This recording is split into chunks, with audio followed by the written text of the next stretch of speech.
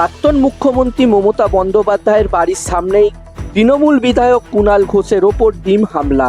সাংবাদিকদের সাথে কথা বলার সময় আচমকা এক যুবক তার মাথা লক্ষ্য করে ডিম ছোড়েন এবং ডিম ছোড়ার পরে যুবকটি বলেন অনেক অত্যাচার করেছে, এটা তার প্রাপ্য ছিল। এ প্রসঙ্গে কুণাল ঘোষ বলেন, আমি দাঁড়িয়েছিলাম, হাতের কাছে ডিম পেয়ে ছুঁড়ে মেরে পালিয়েছে। কুণাল ঘোষ আরও বলেন, 1 মাঘে কিন্তু শীত যাবে না।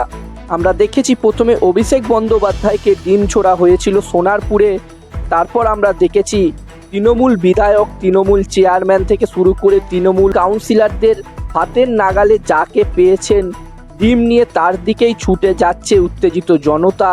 এবার কালীঘাটেও সেই একই ঘটনা ঘটল কুণাল ঘোষের সাথে। সোমবার বিকেলে কালীঘাটে দলনেত্রী মমতা ব্যানার্জির বাড়িতে গিয়েছিলেন কুণাল ঘোষ। সন্ধ্যে 6:30 নাগাদ সেখান থেকে বেরোন তিনি। প্রাক্তন মুখ্যমন্ত্রীর বাড়ি থেকে বের হতেই এক যুবক কুণাল ঘোষকে লক্ষ্য করে ডিম ছোড়েন।